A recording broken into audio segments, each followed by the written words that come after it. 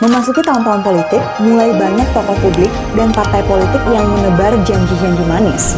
Mulai dari PSI yang janjiin BPJS gratis, PKB yang janjiin BBM gratis, sampai Pak Prabowo yang baru-baru ini janjiin makan siang dan susu.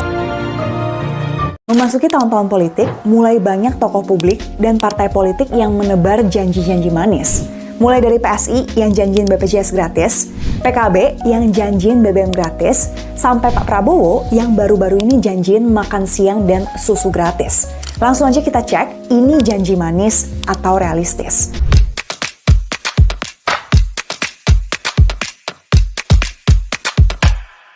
Hai, kabar baik di sini. Semoga di sana juga ya.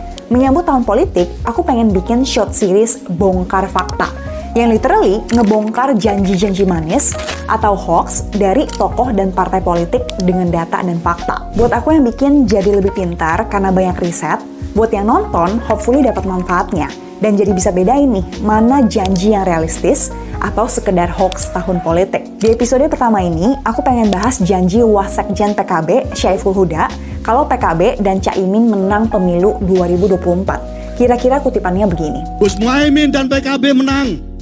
Semua yang punya sepeda motor, BBM-nya kita subsidi gratis tanpa biaya. Di pidato lengkapnya sebenarnya ada 4 janji.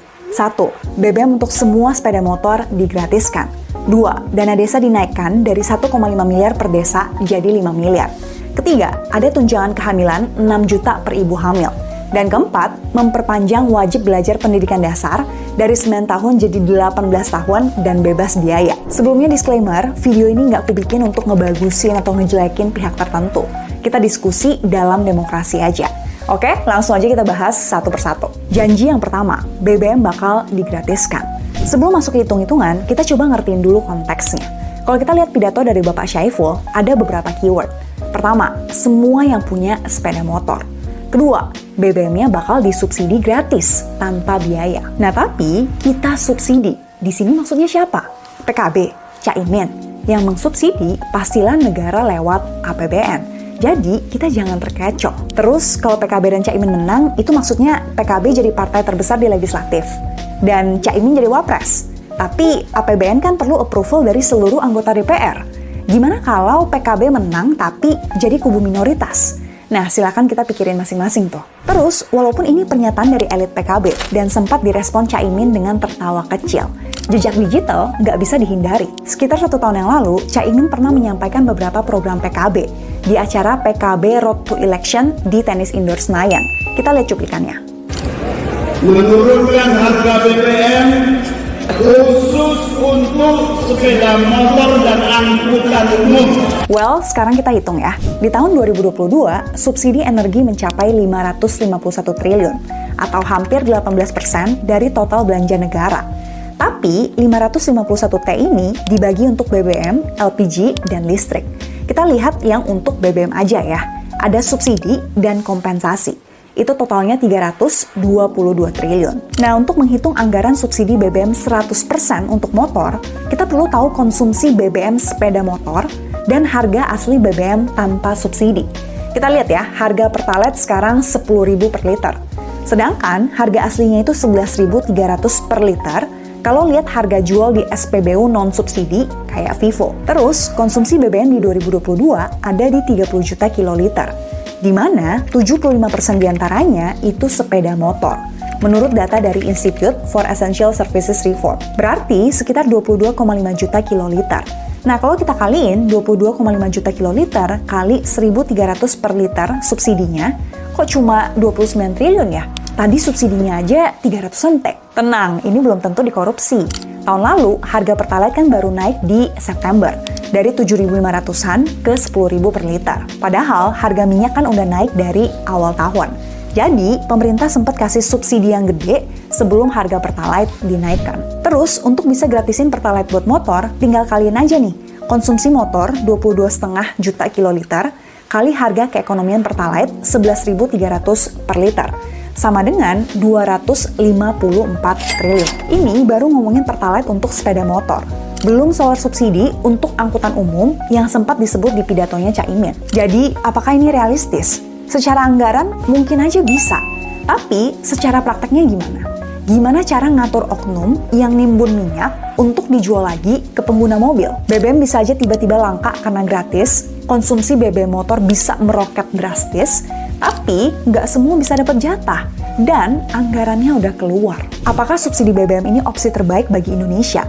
Karena uang 250T bisa dipakai untuk bangun 1.500 rumah sakit kelas menengah, 110.000 SD, 22.000 puskesmas, atau 1.750 ruas jalan tol baru. Selain itu, program ini juga semangatnya bertolak belakang dengan gerakan menuju green energy atau energi terbarukan. Kalau bahan bakar fosil terus-terusan disubsidi, kapan kita bisa transisi ke energi yang lebih bersih? Polusi udara bakal jadi masalah yang sama nih bertahun-tahun ke depan. Padahal, pemerintahan Pak Jokowi terus mendorong hilirisasi, pembangunan smelter untuk memproses nikel jadi baterai, dan membangun industri EV di Indonesia. Kalau menurut kalian gimana? Coba diskusi di komen ya. Janji yang kedua, dana desa bakal dinaikkan dari 1,5 miliar per desa jadi 5 miliar. Nah, sebagai konteks, ada 75.000 desa di Indonesia. Program dana desa dimulai di tahun 2015 oleh pemerintahan Pak Jokowi dengan anggaran 20 triliun per tahun, atau rata-rata 270 juta per desa. Kemudian naik terus nih budgetnya, sebelum akhirnya flat di angka 70 triliun. Kalau kita hitung simpel aja nih, 70T dibagi 75.000 desa, per desa dapatnya 930 juta per tahun, kalau dibagi rata. In reality, kita lihat update penyaluran dana desa di website Kementerian Desa. Desa-desa di Jawa rata-rata dapat di atas 1 miliar per tahun.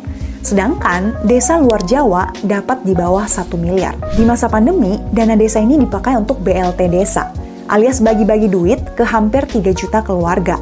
Selain itu, dipakai juga untuk dana operasional desa, program penanganan stunting, penyertaan modal BUMDes, dan lainnya. Kalau mau dinaikin jadi 5 miliar per desa, berarti budgetnya bakal naik jadi 375 triliun, atau 4 kali lipat lebih tinggi dari anggaran sekarang. Nah, pertanyaannya, bisa nggak? Bisa aja, tapi again, apakah ini opsi terbaik buat Indonesia? Nanti kita bahas di akhir ya. Lanjut, janji yang ketiga, tunjangan kehamilan 6 juta per ibu hamil. Kita lihat cuplikannya. Karena itu yang masih jomblo, secepatnya nikah, hamil, dibiayai ya kehamilannya oleh Gus Muhaimin. Well, support untuk ibu hamil itu bagus. Tapi, kalau konteksnya seperti kata Pak Syaiful tadi, rasa-rasanya sangat keliru. Menurutku, pernikahan itu bukan hanya soal hamil dan punya anak. Dan punya anak itu nggak hanya soal biaya. Iya, kehamilannya ditanggung, tapi setelah anaknya lahir, orang tuanya siap mental dan finansial nggak untuk mendidik anaknya? Dan again, kalaupun terrealisasi, tunjangan kehamilan ini bukan dibiayai Gus Muhaimin, tapi oleh negara lewat APBN yang bersumber dari uang rakyat juga. FYI, Indonesia kita tuh nggak pernah kekurangan anak-anak muda seperti negara Singapura atau Jepang. Tapi, kita selalu kekurangan sumber daya manusia yang berkualitas. Dan janji yang keempat, yang sebenarnya lebih berbobot, tapi nggak terlalu viral, mungkin karena nggak bagi-bagi duit.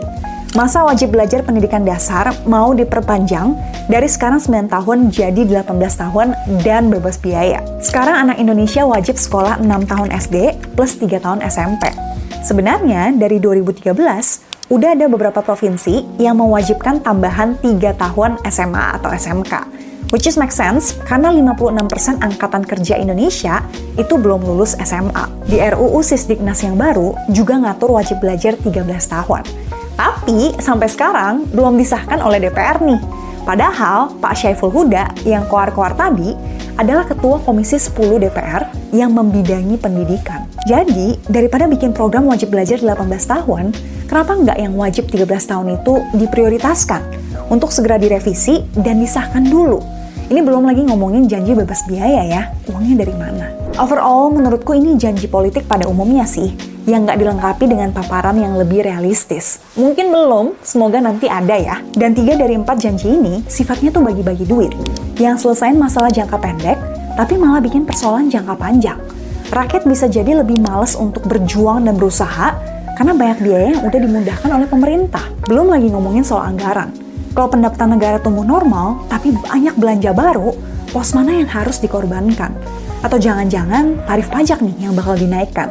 Atau nambah utang lagi? Harusnya janji manis ini nggak perlu kita tanggepin terlalu serius, Tapi semoga kita semua bisa berpikir lebih kritis ya, dan nggak telan mentah-mentah perkataan politisi. Semoga video ini bermanfaat. Next, kita bongkar fakta apa lagi nih? Nggak mesti janji politik, hoax yang beredar juga ayo. Tulis di komen ya. Thank you for watching till the end. See you di video lain dan bye-bye.